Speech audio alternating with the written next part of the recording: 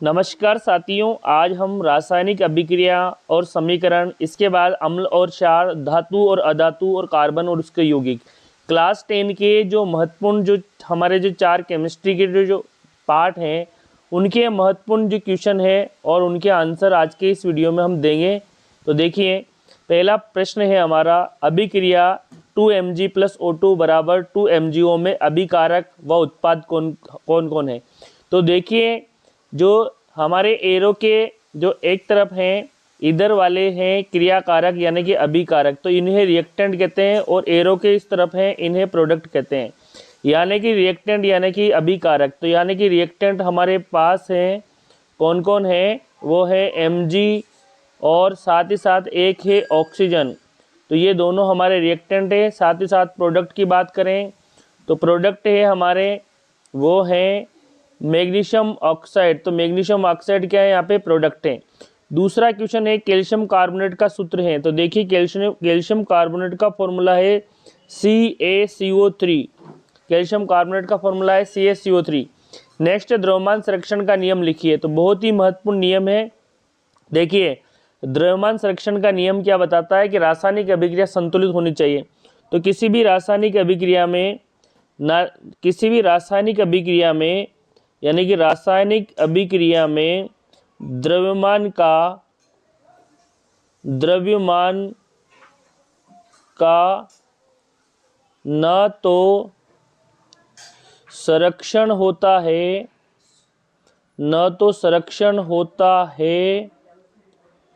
और न ही विनाश होता है। तो ये आपको याद रखना है कि रासायनिक अभिक्रिया में ना तो द्रव्यमान बनता है ना ही नष्ट होता है, यानी कि द्रव्यमान सुरक्षित रहता है। यानी कि क्रियाकारक और जो उत्पाद हैं, इनके जो नंबर ऑफ द मास जो है, इनके द्रव्यमान की संख्या है बराबर होनी चाहिए, इसीलिए रासायनिक अभिक्रिया को संतुलित किया जाता है। ओके, नेक्स्ट, रासायनिक समीकरण को संतुलित करने की विधि है। तो संतुलित करने की जो विधि है वो है हीट एंड ट्रायल विधि। तो याद रखिए, कौन सी विधि है, हीट एंड ट्रायल विधि। तो ये विधि है हीट एंड ट्रायल विधि। हीट एंड ट्रायल विधि से रासायनिक अभिक्रियाओं को संतुलित किया जाता है। हीट एंड ट्रायल विधि याद रखना है, हीट एंड ट्रायल विधि। ओके, हीट एंड ट्रायल विधि रासायनिक अभिक्रिया को संतुलित करने के लिए काम में ली जाती है, hit and trial. Okay, next, बुझे हुए चूने का रासायनिक नाम। तो देखिए, जो बिना बुझा हुआ चूना होता है कैल्शियम ऑक्साइड, जब इसके साथ पानी की क्रिया कराते हैं तो वो बन जाता है कैल्शियम हाइड्रोक्साइड। तो ये इसका जो रासायनिक नाम है, इसका रासायनिक सूत्र है CaOH2। ClOH2 यानी कैल्शियम हाइड्रोक्साइड, और इसका रासायनिक सूत्र लिख दिया हमने, और रासायनिक नाम है कैल्शियम हाइड्रोक्साइड। ये याद रखना है, इसका रासायनिक नाम क्या है, कैल्शियम हाइड्रोक्साइड। ये याद रखना है, कैल्शियम हाइड्रोक्साइड। आगे आप कर लेना कैल्शियम हाइड्रोक्साइड। निम्न समीकरण में ये किस प्रकार की समीकरण, देखिए, copper sulphate plus Zn = ZnSO4 plus copper. तो यहाँ पे Zn जो है कॉपर को डिस्प्लेस कर रहा है। तो ये जो अभिक्रिया है, ये एक प्रकार की कौन सी अभिक्रिया है, ये है विस्थापन। कौन सी अभिक्रिया है, विस्थापन। तो विस्थापन अभिक्रिया में यहाँ पे अधिक क्रियाशील जो तत्व हैं वो लवण में से कम क्रियाशील वाले धातु को हटा देता है। यानी कि यहाँ पे जो जिंक है ये अधिक क्रियाशील है, किससे, कॉपर से। तो कॉपर यहाँ पे कम रिएक्टेंट है। ओके, इसलिए अब हम आगे बढ़ते हैं हमारे अगले क्वेश्चन की ओर। देखिए, द्विस्थापन अभिक्रिया का एक उदाहरण दीजिए। तो बहुत ही महत्वपूर्ण अभिक्रिया है द्विस्थापन, इसमें आयनों का विनिमय होता है। तो देखिए, यहाँ पे BaCl2 प्लस Na2SO4 यानी कि सोडियम सल्फेट, जब हम इसकी रिएक्शन कराएंगे बेरियम क्लोराइड के साथ, तो यहाँ पर बनेगा BaSO4, जो कि अविलेय पदार्थ होगा, यानी कि इनसोल्यूबल सब्सटेंस होगा, BaSO4 बेरियम सल्फेट। साथ ही साथ रिएक्शन को हम संतुलित करेंगे तो एक प्रोडक्ट बनेगा 2NaCl। क्या बनेगा, 2NaCl। ओके, तो ये हमारी द्विस्थापन अभिक्रिया होगी। ये इसमें आयनों का एक्सचेंज हो रहा है। यहाँ पे Ba जा रहा है सोडियम की तरफ और सोडियम जा रहा है Ba की तरफ। तो यहाँ पे दोनों आयनों का आदान प्रदान हो रहा है। अभिक्रिया में ZnO प्लस C बराबर Zn प्लस CO में कौन अभिकारक उपचयन हो रहा। तो देखिए उपचयन में क्या होता है, ऑक्सीजन ऐड होती है, तो यहाँ यानी कि कार्बन जो है कार्बन डाइऑक्साइड में उपचयित हो रहा है। जबकि हम बात करें अपचयन की, यानी कि जिसमें ऑक्सीजन हट रहा है, तो देखिए यहाँ पे ZnO का Zn में क्या हो रहा है, यहाँ पे Z कार्बन का CO में हो रहा है ऑक्सीडेशन, तो यहाँ पे ऑक्सीडेशन लिख देना, ऊपर हो रहा है रिडक्शन यानी कि उपचयन। ओके, तो यहाँ पे ये अभिक्रिया हो रही है, यानी कि C का CO में क्या हो रहा है, ऑक्सीडेशन, क्या हो रहा है, ऑक्सीडेशन यानी कि उपचयन। ओके, ऑक्सीडेशन यानी कि उपचयन, ये याद रखना है। ओके, जबकि ZnO का Zn में ZnO का Zn के अंदर क्या हो रहा है, यानी कि ऑक्सीजन हट रहा है, यानी कि ऑक्सीजन का हटना यानी कि अपचयन हो रहा है। तो ZnO का Zn में क्या हो रहा है, अपचयन। ओके, अपचयन। जबकि C का CO में क्या हो रहा है, उपचयन, यानी कि ऑक्सीडेशन को हम क्या कह सकते हैं, उपचयन भी कहते हैं। क्या कहते हैं, उपचयन। तो इसको याद रखना है, उपचयन यानी कि ऑक्सीडेशन और अपचयन यानी कि रिडक्शन। अगला है CuSO4 को Zn के पात्र में नहीं रखा जा सकता, क्यों। देखिए यहाँ पे जब CuSO4 को हम Zn के पात्र में रखेंगे तो जो Zn अधिक क्रियाशील है वह तुरंत कॉपर को अपने स्थान से डिस्प्लेस कर देगा और ZnSO4 बना लेगा, और साथ ही साथ कॉपर डिस्प्लेस हो जाएगी। इसलिए कॉपर सल्फेट में जिंक धातु को नहीं रखा जाता, क्योंकि जिंक जो है वो अधिक क्रियाशील है कॉपर से। लेड नाइट्रेट को गर्म करने पर भूरे रंग का धुआं उत्सर्जित होता है, यह कौन सी गैस है। तो ये जो गैस है ये है नाइट्रोजन डाइऑक्साइड, यानी कि ये जो भूरे रंग की जो गैस है नाइट्रोजन डाइऑक्साइड है। तो NO2 गैस है, ये NO2 है।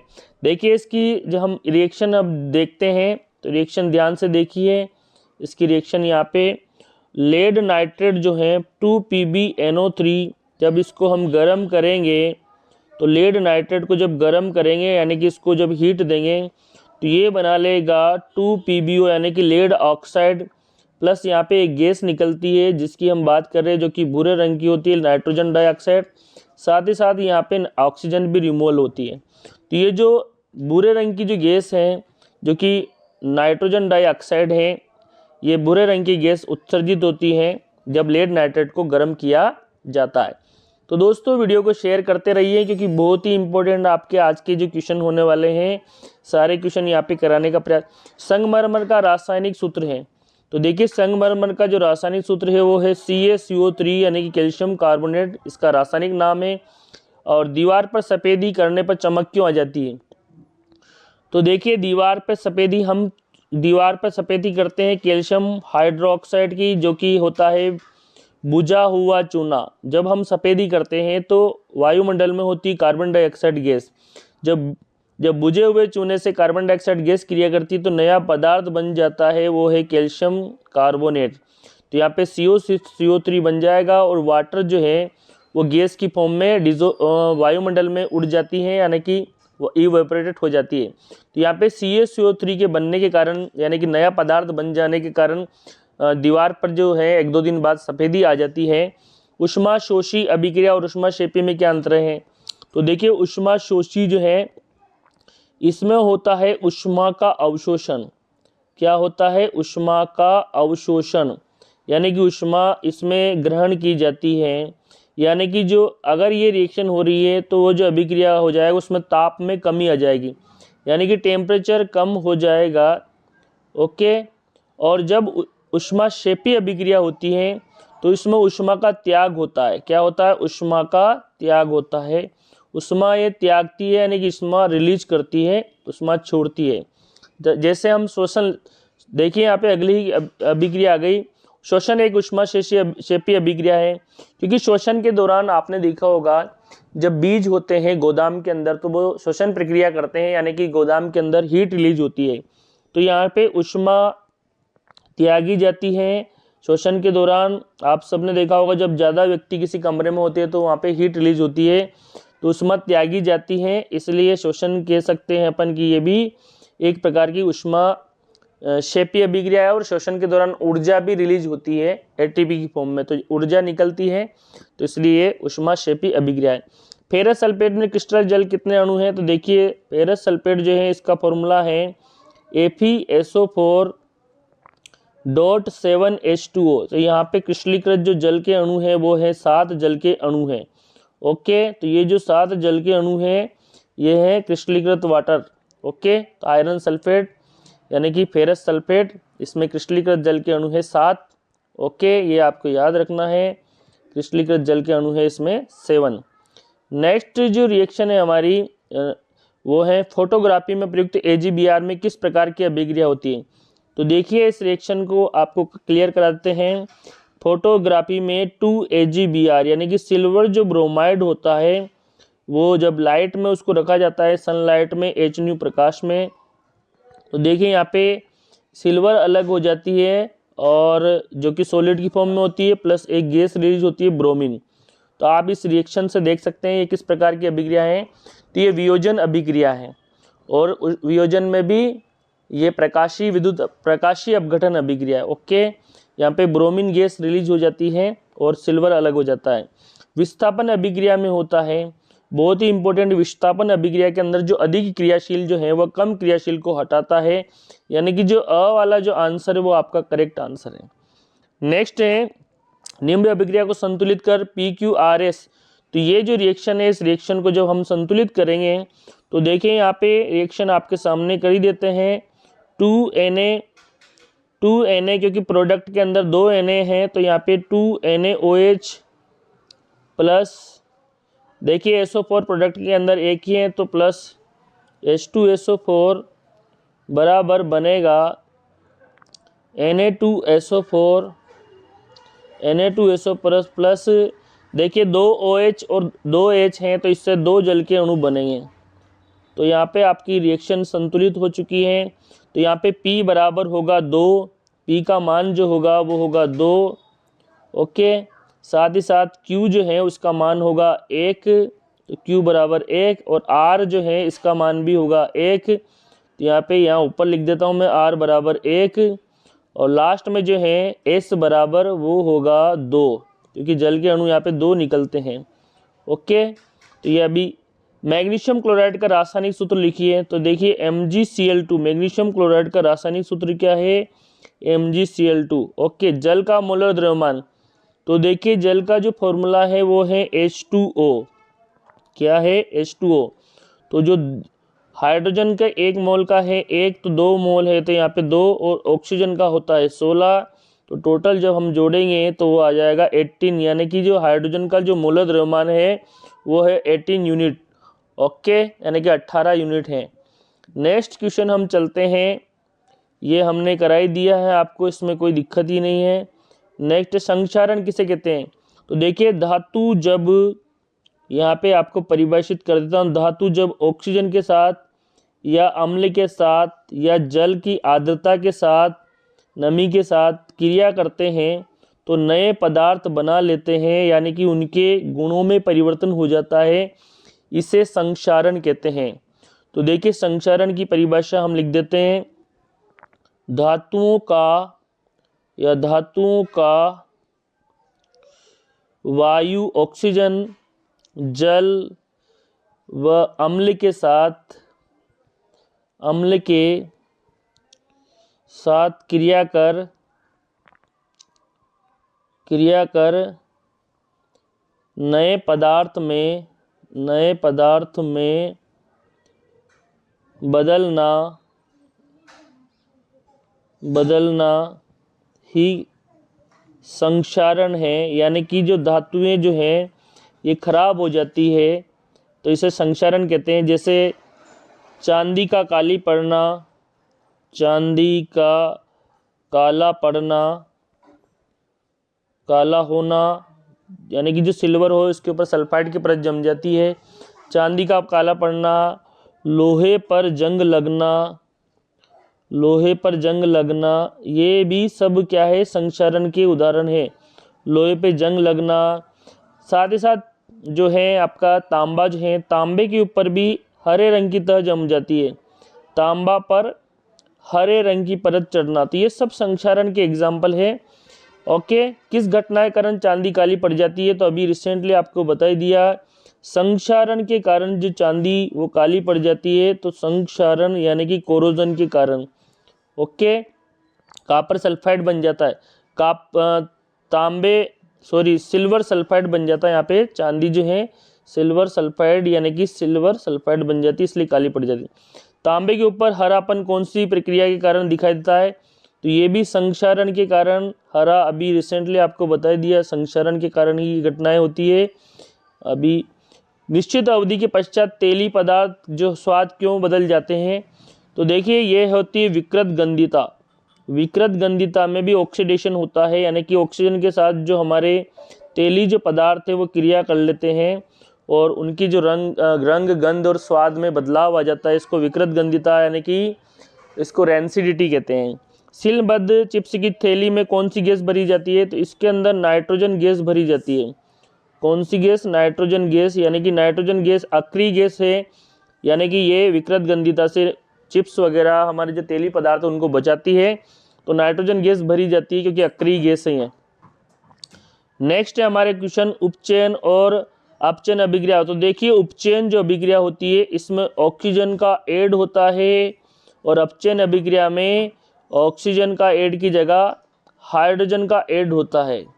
ओके, तो ऐसी अभिक्रिया जिसमें ऑक्सीजन जुड़ता है उपचयन अभिक्रिया है, या हाइड्रोजन जुड़ता है वो अपचयन अभिक्रिया है। ओके, अवक्षेप क्यों प्राप्त होता है?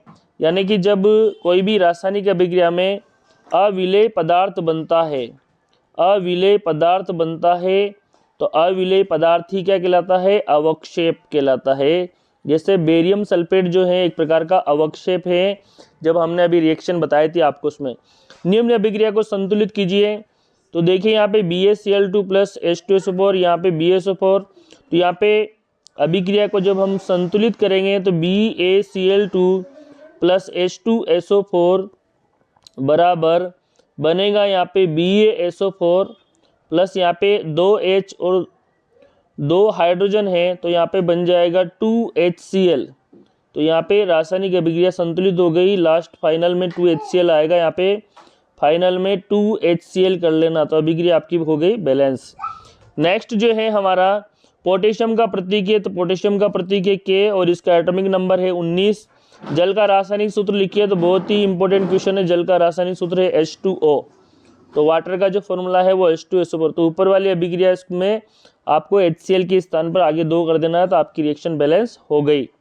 ओके, बेरियम क्लोराइड की जब सल्फ्यूरिक एसिड के साथ क्रिया करते हैं तो बेरियम सल्फेट बन जाता है जो कि अवक्षेप है। नेक्स्ट आगे बढ़ते हैं हम अगले क्वेश्चन की ओर। बहुत ही इंपॉर्टेंट मजेदार क्वेश्चन है।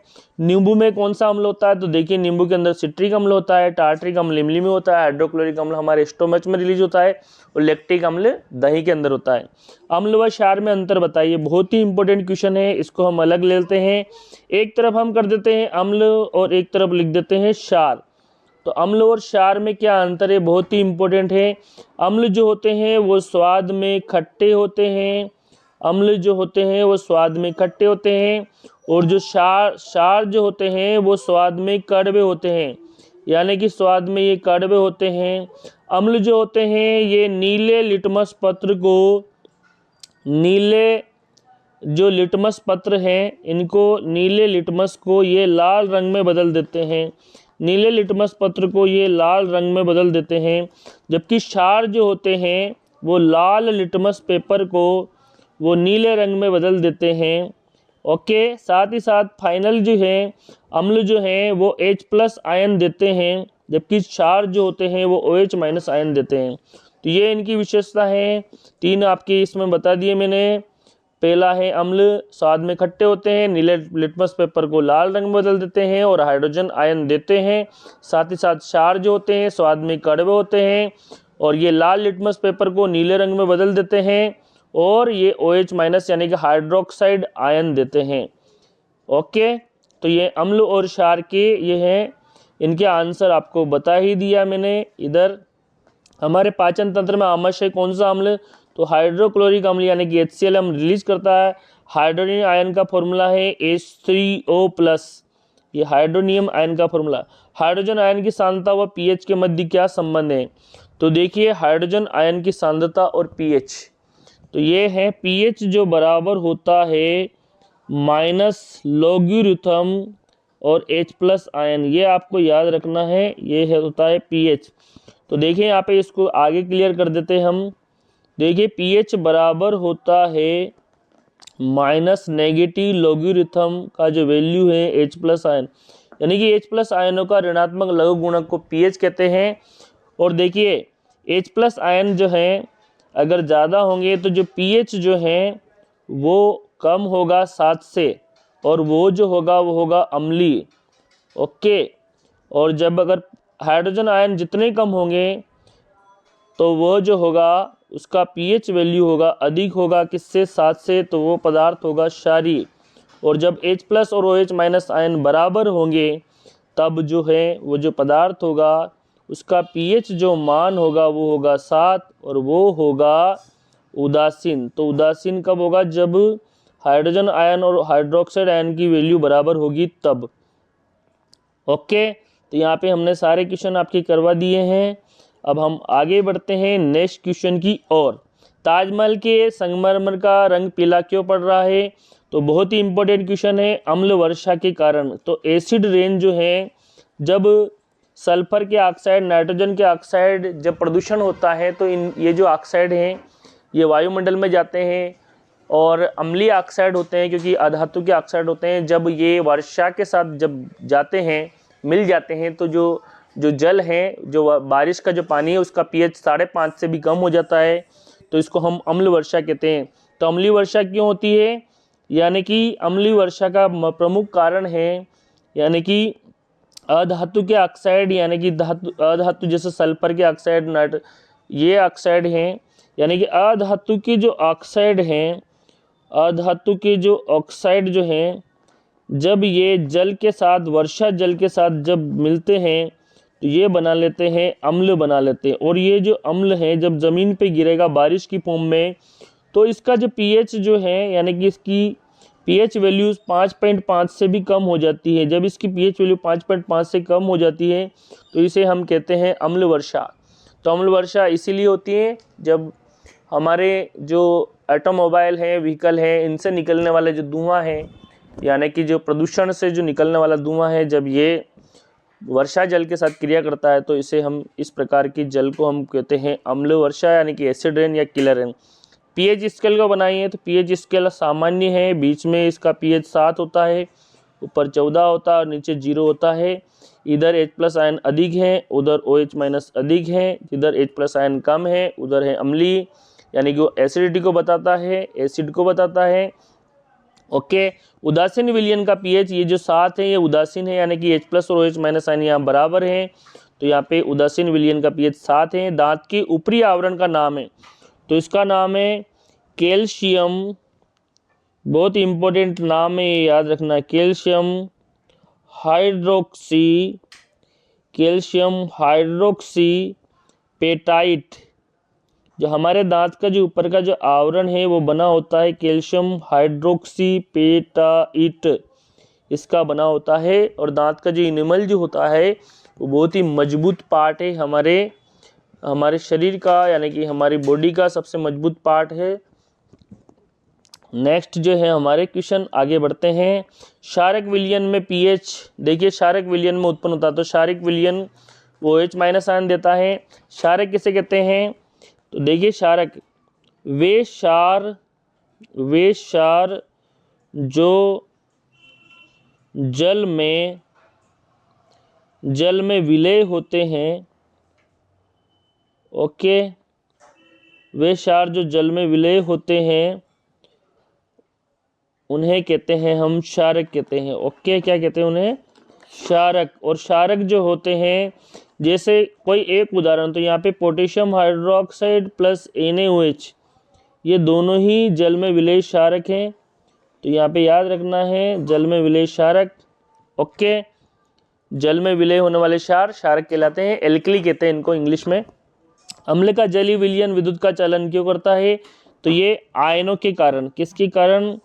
आयनों के विनिमय के कारण, आयनों के कारण होता है यहाँ पे ठीक है, अम्ल का जलीय विलयन आयनों के कारण, क्योंकि आयन बनते हैं इसलिए, ओके, आयनों के कारण याद रखना है, क्योंकि आयन बनते हैं H+ आयन और OH- इनके कारण ही, या तो H+ आयन होगा या OH- आयन के कारण ही ये जलीय जो विलयन है अम्ल के, वो विद्युत का चालन करते हैं। प्रबल अम्ल व दुर्बल अम्ल में अंतर। देखिए प्रबल अम्ल जो होते हैं वो उनका पूर्ण वियोजन हो जाता है, और जो दुर्बल अम्ल होते हैं उनका पूरी तरह से वियोजन नहीं होता है। प्रबल अम्ल H+ आयन अधिक मात्रा में देंगे, और जो दुर्बल अम्ल होते हैं वो H+ आयन देते तो हैं लेकिन कम मात्रा में देंगे। प्रबल अम्ल का उदाहरण है जैसे हाइड्रोक्लोरिक अम्ल H2SO4 है, और दुर्बल अम्ल का एग्जाम्पल है एसिटिक अम्ल है, फार्मिक अम्ल है। तो यहाँ पे आपके क्लियर हो गया है, प्रबल अम्ल, और ये प्रबल अम्ल है और ये दुर्बल अम्ल है। ये मोर H+ आयन देते हैं प्रबल अम्ल, ओके, और लेस H+ आयन देते हैं दुर्बल अम्ल। प्रबल अम्ल और दुर्बल क्षार। देखिए प्रबल अम्ल यानी कि H2SO4 और दुर्बल क्षार, सॉरी, प्रबल अम्ल यानी कि H2SO4 और दुर्बल क्षार यानी कि अमोनियम हाइड्रोक्साइड। तो इससे जो लवण बनेगा वो बनेगा अम्लीय प्रवृत्ति का, और उसका जो pH होगा वो, उसका pH वैल्यू होगी अधिक होगी, तो क्योंकि अम्ल प्रबल है तो उसकी pH वैल्यू होगी अधिक, तो इससे मैच कर लें। प्रबल दोनों ही, अगर प्रबल अम्ल और प्रबल क्षार तो उसकी pH होगी बराबर, क्योंकि दोनों ही बराबर हैं। और प्रबल क्षार तो उसकी जो प्रबल क्षार और दुर्बल अम्ल, तो वो जो क्षारीय प्रवृत्ति का होगा तो उसका pH जो होगी pH कम होगी, ओके। तो यहाँ पे आपको याद रखना है, अगर अम्ल प्रबल है और क्षार दुर्बल है तो जो लवण बनेगा वो बनेगा अम्लीय प्रवृत्ति का, और अम्लीय प्रवृत्ति का होगा तो उसका जो pH है वो 7 से कम होगा। तो यानी कि यहाँ पे देखिए एक तरफ 7 pH दे रखा है, तो 7 pH से कम है, ओके। तो यहाँ पे ये हो गया इसका। तो आपको कुल मिला के याद रखना है, अगर दोनों ही प्रबल हैं अम्ल और क्षार तो pH 7 होगा, और दोनों ही दुर्बल है तो pH 7 होगा। और जो प्रबल होगा, अगर अम्ल प्रबल है और दुर्बल क्षार है तो वो जो है अम्लीय प्रवृत्ति का होगा तो उसकी pH वैल्यू होगी 7 से कम, और अगर प्रबल क्षार है और दुर्बल अम्ल है तो उसकी pH वैल्यू होगी 7 से अधिक, क्योंकि वो क्षारीय प्रवृत्ति का होगा। मधुमक्खी काटने पर जलन वाले दर्द का अनुभव कौन से अम्ल के कारण? तो देखिए जो मेथेनोइक अम्ल है, यानी कि फार्मिक जो अम्ल है मेथेनोइक अम्ल के कारण, तो यहाँ पे याद रखना है मेथेनोइक जो अम्ल होता है उसके कारण जो है चींटी के डंक में मेथेनोइक अम्ल होता है, ओके।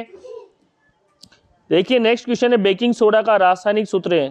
तो बेकिंग सोडा यानी कि खाने का सोडा, जिसको मीठा सोडा भी कहते हैं, और इसका जो फॉर्मूला है वो है NaHCO3 यानी कि सोडियम हाइड्रोजन कार्बोनेट। दो प्रबल क्षारकों के उदाहरण दे दीजिए। तो यहाँ पे पोटेशियम हाइड्रोक्साइड और सोडियम हाइड्रोक्साइड ये प्रबल क्षारक है। विरंजक चूर्ण का रासायनिक सूत्र उपयोग। तो विरंजक चूर्ण का जो रासायनिक सूत्र है वो है CaOCl2, और इसका उपयोग बहुत सारी जगह करते हैं। जो पीने योग्य जो जल है उसको विसंक्रमण करने में, यानी कि जीवाणु मुक्त करने में भी करते हैं, जीवाणु मुक्त करने में करते हैं। साथ ही साथ इसका ड्राई क्लीनिंग में भी किया जाता है, विरंजन क्रिया में भी इसका उपयोग करते हैं, ड्राई क्लीनिंग में, विरंजन क्रिया में, जीवाणु मुक्त करने में।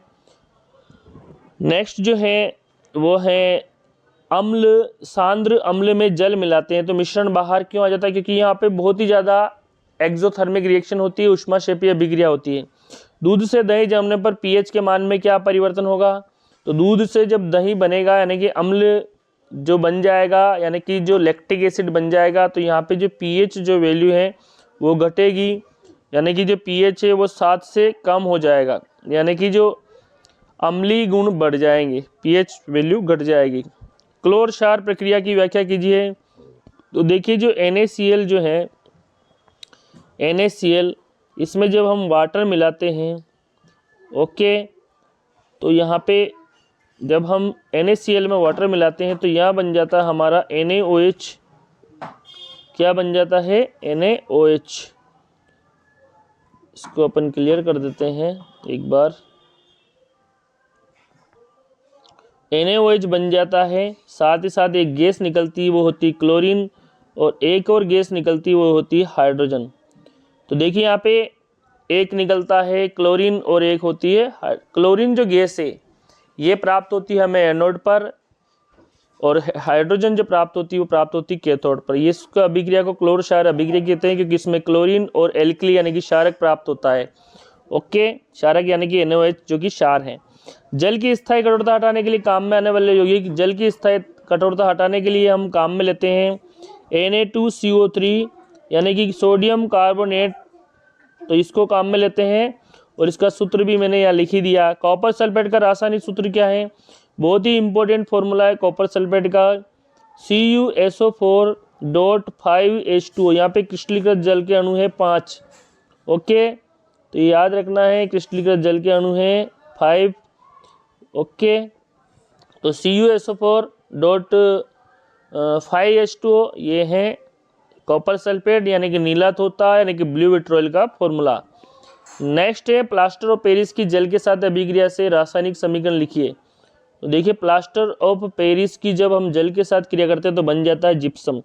पहले प्लास्टर ऑफ पेरिस का फॉर्मूला लिख दीजिए, CaSO4.12H2O ये लिख दिया, प्लस इसकी जल के साथ अभिक्रिया, इसमें 1.5 जल के अणु मिलाएंगे तो यहाँ बन जाएगा CaSO4.2H2O। ओके, तो ये जो फॉर्मूला बना ये जो है लास्ट में क्या है, जिप्सम। तो यानी कि POP यानी प्लास्टर ऑफ पेरिस में जब डिजोल्व करेंगे वाटर को तो बन जाएगा यहाँ पे जिप्सम। क्या बन जाएगा, जिप्सम। ओके, नेक्स्ट है CO2 की प्रकृति होती है। तो देखिए CO2 की जो प्रकृति होती है वो होती है अम्लीय होती है। क्यों होती है, क्योंकि CO2 क्या है, अधातु के ऑक्साइड है। तो अधातु के ऑक्साइड किस प्रवृत्ति होते हैं, अधातु के ऑक्साइड अम्लीय प्रवृत्ति। क्लोरीन से क्रिया करके विरंजक चूर्ण बनाने वाले पदार्थ।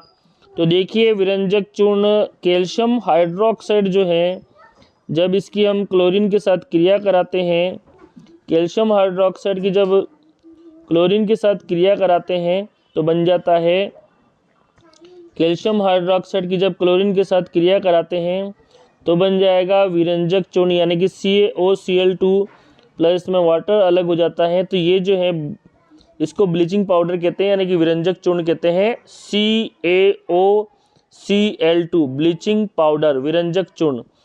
नेक्स्ट जो है हमारा अगला क्वेश्चन, सिरका। तो सिरके के अंदर होता है एसिटिक अम्ल, टमाटर के अंदर होता है ऑक्जेलिक अम्ल, दही के अंदर होता है लैक्टिक अम्ल और चींटी के डंक में होता है मेथनोइक अम्ल। तो ये आपको मैच कराई दिए हैं। नेक्स्ट क्वेश्चन है हमारे धातु की कोई 4 विशेषता। तो देखिए धातु विद्युत की चालक होती है, ये पहला हो गया अपना, विद्युत की क्या होती है, चालक होती है। धातुओं में चमक होती है। अगला धातुएं आघात वर्धनीय होती है, धातुएं आघात वर्धनीय होती है यानी कि इनको चपटा किया जा सकता है। धातु ध्वनि उत्पन्न करती है यानी कि ध्वनिकता होती है। साथ ही साथ धातु के अंदर तन्यता भी होती है यानी कि धातुएं तन्य होती हैं। और भी इनकी बहुत सारी विशेषता है लेकिन यहाँ पे हमें 4 ही विशेषता है।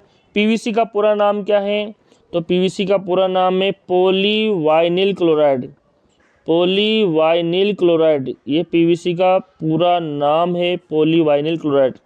ओके, उस अधातु का नाम बताइए जो, तो देखिए यहाँ पे अधातु पूछा गया है तो जो कि द्रव अवस्था। तो देखिए ब्रोमीन जो है ये एक ऐसी अधातु है जो रूम टेम्परेचर पर द्रव अवस्था में पाई जाती है, इसलिए इसको हम कहते हैं ब्रोमीन जल। क्या कहते हैं इसको, ब्रोमीन जल। ओके, मरकरी का अन्य अधातुओं से गुण। तो ये कमरे के ताप पर ये जो मरकरी है, कमरे के ताप पर ये पाई जाती है कौन सी अवस्था में, द्रव अवस्था में। तो ये इसकी विशेषता है, रूम टेम्परेचर पर द्रव अवस्था में पाई जाती है। सोडियम को केरोसिन में क्यों रखा जाता है, क्योंकि यह इसको वायु में नहीं रख सकते क्योंकि यह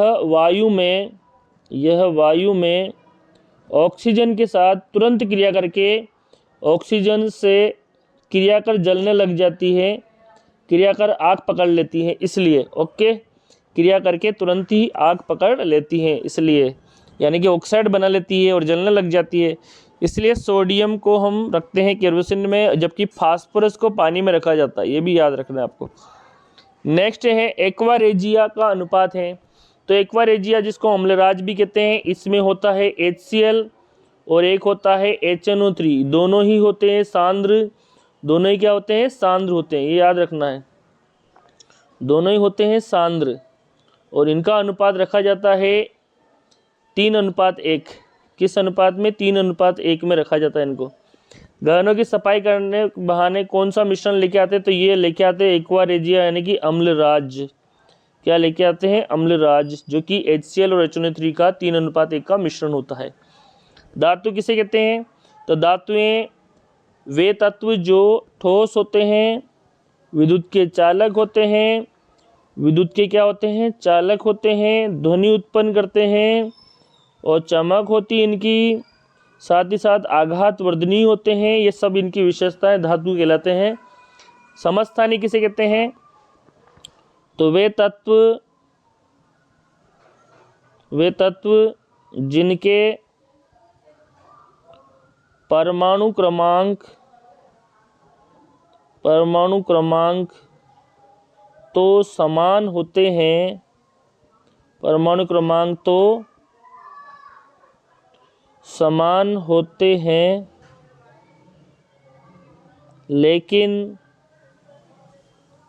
लेकिन द्रव्यमान संख्या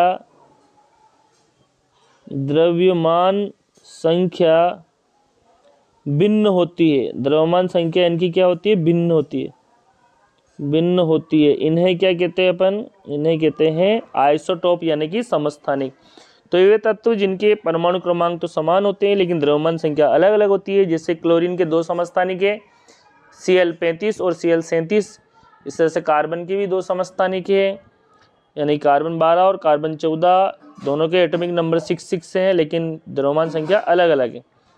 उत्कृष्ट गैसें की क्रियाशीलता अत्यंत क्यों होती है?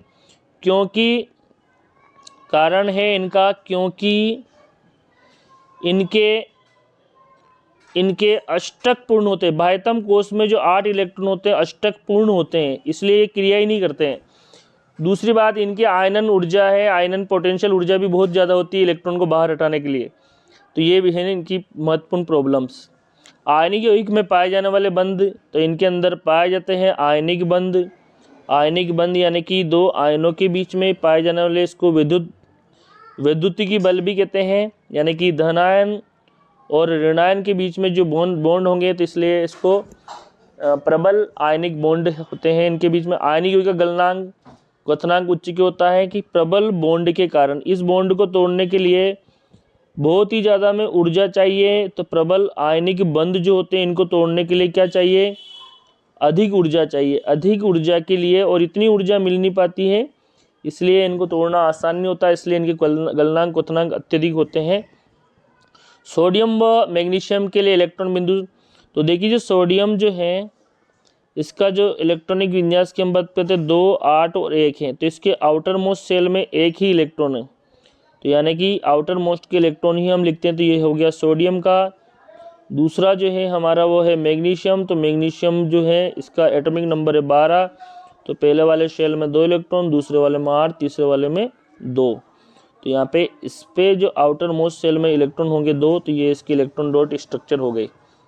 ओके, नेक्स्ट है खनिज और अयस्क। तो देखिए खनिज की डेफिनेशन और अयस्क की डेफिनेशन। वे सभी पदार्थ जो खानों से प्राप्त होते हैं, उन्हें खानों से जो प्राप्त होते हैं उन्हें क्या कहते हैं? खनिज कहते हैं। क्या कहते हैं उनको? खनिज। चाहे कोयला हो या कुछ भी हो।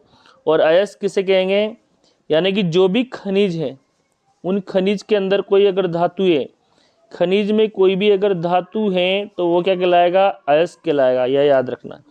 यानी कि सभी जो अयस्क हैं वो खनिज तो होते हैं, लेकिन सभी खनिज अयस्क नहीं होते। यानी कि खान से जिसको भी निकाला जाता है वो खनिज तो है, लेकिन अगर उस खनिज के अंदर अगर धातु होगी और उस धातु को प्रॉफिटेबल तरीके से निकाला जा सकता है, तभी वो क्या कहलाएगा? अयस्क कहलाएगा, अदरवाइज अयस्क नहीं कहलाएगा। यानी कि कोयला अपने आप में खनिज है, लेकिन वो अयस्क नहीं है, क्योंकि कोयले के अंदर कोई धातु नहीं है। भर्जन और निस्थापन, तो ये दोनों ही जो विधियां हैं, ये इसको धातु ऑक्साइड में बदलने की प्रक्रिया है, यानी कि धातु ऑक्साइड प्राप्त करने की विधि है। ओके, तो धातु ऑक्साइड प्राप्त किया जाता है देखिए भर्जन और निस्तापन, यहाँ पे इसको क्लियर कर देता हूँ। भर्जन और एक है निस्तापन। ओके, तो इनमें अंतर। भर्जन जो है वो O2 यानी कि वायु की उपस्थिति में कराया जाता है। निस्तापन O2 की अनुपस्थिति में कराया जाता है। दोनों ही में इनको ऑक्साइड में बदलते हैं, दोनों ही में पदार्थ को यानी कि उनको ऑक्साइड में बदलते हैं।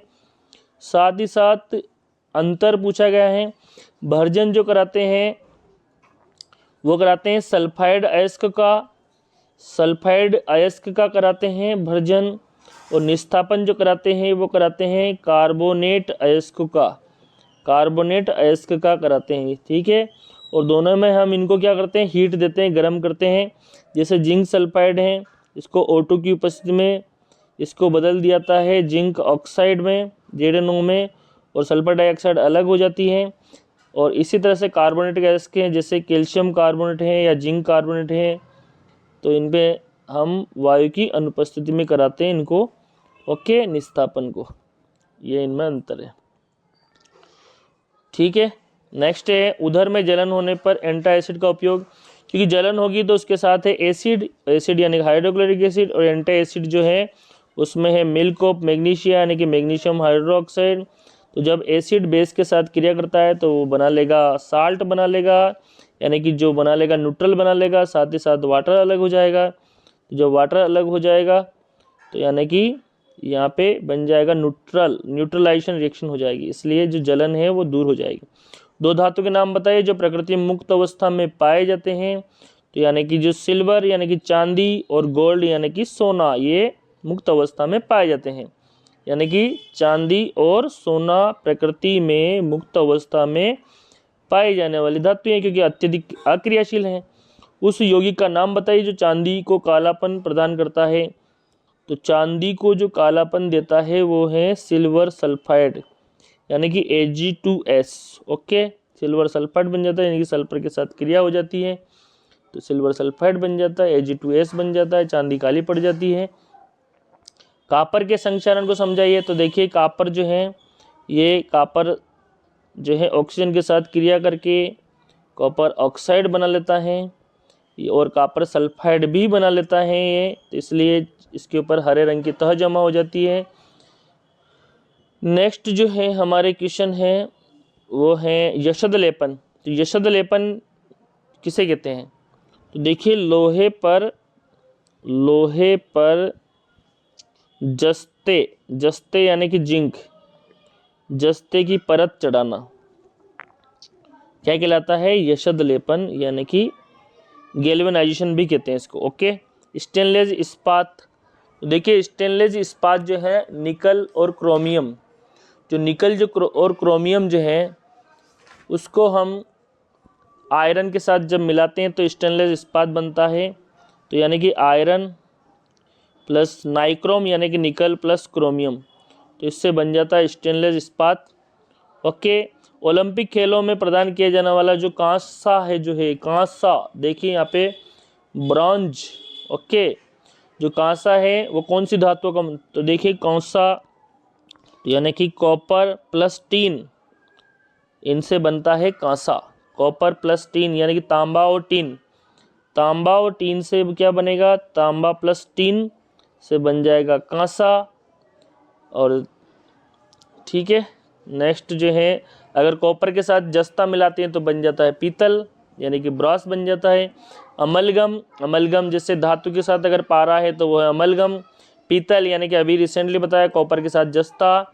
सोल्डर जो है वो है सीसा प्लस लेड यानी कि जो सीसा यानी कि जो लेड है प्लस टीन, इससे बन जाएगा हमारा सोल्डर। ठीक है, वेल्डिंग में काम में आता है। सोने के गहने, इसमें सोने के साथ थोड़ा सा तांबा मिलाया जाता है यानी कि Au के साथ थोड़ा सा कॉपर मिला दिया जाता है, और अगर कॉपर के साथ अगर जस्ता मिला दे तो वो बन जाएगा पीतल। ओके, नेक्स्ट है गीजर बनाने में तांबे का उपयोग क्यों करते हैं? क्योंकि जो है तांबा जो है वो है विद्युत का क्या है? चालक है, अत्यधिक चालक है, विद्युत का अत्यधिक चालक है इसलिए। और पीतल एवं तांबे के बर्तनों में खट्टे पदार्थ क्यों रखे जाते हैं? तो देखिए पीतल और तांबा ये क्या है? धातु हैं, क्या है, धातु। और ये खट्टे पदार्थ में क्या होता है, अम्ल होता है। और जब ये अम्ल के साथ धातु क्रिया करते हैं तो आपको पता होना चाहिए लवण बना लेंगे, साथ ही साथ एक गैस देंगे, वो है हाइड्रोजन। तो इसलिए नया पदार्थ बन जाएगा। इसलिए हमारे जो पदार्थ हैं, हमारे जो खट्टे पदार्थ हैं वो खराब हो जाते हैं। नेक्स्ट जो है हमारा परमाणु। तो पदार्थ की सबसे जो छोटी इकाई है, पदार्थ की सबसे छोटी स्ट्रक्चरल और फंक्शनल यूनिट, पदार्थ की सबसे छोटी जो इकाई है वो है क्या है, वो है परमाणु। ओके, निम्नलिखित समीकरण को पूरा कीजिए। तो ये है एक प्रकार की विचलन अभिक्रिया है। इसमें मेथेन के साथ क्लोरीन की क्रिया हो रही है सूर्य की लाइट की उपस्थिति में। तो यहाँ जो बनेगा वो बनेगा CH3Cl, यानी कि मेथिल क्लोराइड बन जाएगा। हाइड्रोजनीकरण अभिक्रिया को समझाइए। इसका उपयोग वनस्पति तेल से वनस्पति घी बनाने में, यानी कि जो तेल होता है इससे घी प्राप्त करने में इसका यूज़ करते हैं। तो देखिए ये जो है एथीन, जब एथीन की क्रिया हम हाइड्रोजन के साथ कराएंगे निकल और पैलेडियम उत्प्रेरक की उपस्थिति में, तो यह बन जाएगा एथेन बन जाएगा। क्या बन जाएगा, एथेन। ओके, तो ये एथेन बन जाएगा। तो यहाँ पे हाइड्रोजन, निकल और पैलेडियम इसकी उपस्थिति में होता है। तो हाइड्रोजनीकरण जो प्रक्रिया है इसमें हाइड्रोजन का ऐड होता है और संतृप्त हाइड्रोकार्बन का निर्माण हो जाता है। एथेन का फॉर्मूला बिंदु संरचना एथेन का। तो देखिए एथेन जो है इसका फॉर्मूला, इसमें 2 कार्बन है और एक कार्बन कार्बन के बीच बॉन्ड है। साथ ही साथ यहाँ पे हर कार्बन के पास 4 इलेक्ट्रॉन हैं। तो यहाँ पे हाइड्रोजन के पास 1 इलेक्ट्रॉन है। तो यहाँ पे सहसंयोजक बॉन्ड बन जाएगा ये। साथ ही साथ हर जगह एक हाइड्रोजन जुड़ जाएगा इसमें और ये बन जाएगी स्ट्रक्चर एथेन। क्या बन जाएगी, एथेन। इसको हम शॉर्टली ऐसे भी लिख सकते हैं CH3 और CH3। ओके, नेक्स्ट है निम्नलिखित यौगिकों के सूत्र लिखिए। तो ब्यूटेन।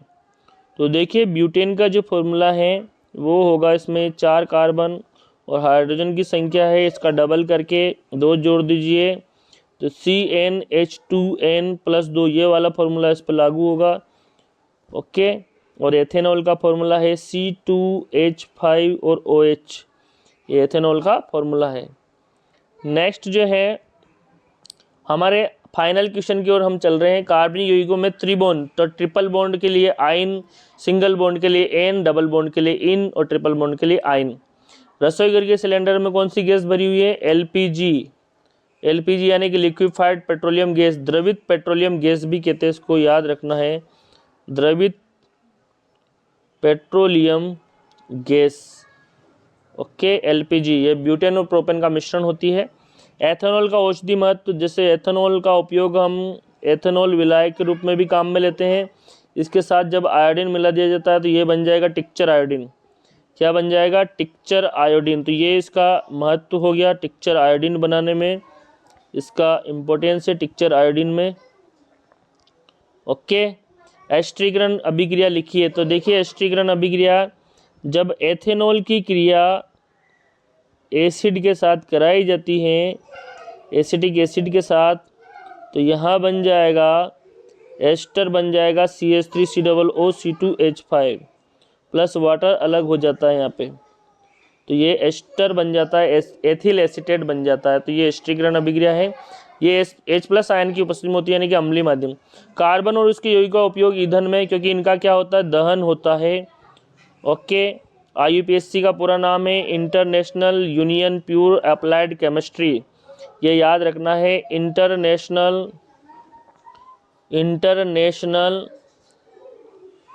यूनियन प्योर अप्लाइड और केमिस्ट्री, ये याद रखना है आपको। International union pure applied chemistry IUPAC का पूरा नाम है। और आखिरी क्वेश्चन, एथेनॉल का मुख्य उपयोग। तो देखिए एथेनॉल का मुख्य उपयोग ईंधन के साथ भी इसको मिलाया जाता है, ईंधन में एथेनॉल को मिलाया जाता है, और भी इसके कई सारे उपयोग है, विलायक के रूप में भी किया जाता है, तो ईंधन में भी इसका उपयोग करते हैं। हाइड्रोकार्बन, कार्बन और हाइड्रोजन से, कार्बन एंड हाइड्रोजन से बने यौगिक, से बने यौगिक क्या कहलाते हैं? हाइड्रोकार्बन। क्या कहलाते हैं? हाइड्रोकार्बन। एल्केन, एल्किन और एल्काइन में अंतर, तो एल्केन में कार्बन कार्बन के मध्य सिंगल बॉन्ड, एल्काइन में डबल बॉन्ड, और एल्काइन में कार्बन कार्बन के मध्य ट्रिपल बॉन्ड होते हैं। और एथाइन का फॉर्मूला है कार्बन कार्बन के मध्य ट्रिपल बॉन्ड, ये एथाइन हो गया, और एक एक हाइड्रोजन इसकी वैलेंसी कंप्लीट कर दीजिए। तो ये हमने आज 4 चैप्टर के महत्वपूर्ण क्वेश्चन आंसर आज के इस वीडियो में देखे। आई होप ये आपके एग्ज़ाम की दृष्टि से बहुत ही ज़्यादा महत्वपूर्ण है, और आप इसको ज़्यादा से ज़्यादा शेयर करें और ज़्यादा से ज़्यादा समझें। और थैंक यू, मिलते हैं नेक्स्ट वीडियो में, तब तक के लिए बाय बाय। सारे क्वेश्चंस यहाँ पे करवाई दिए हैं।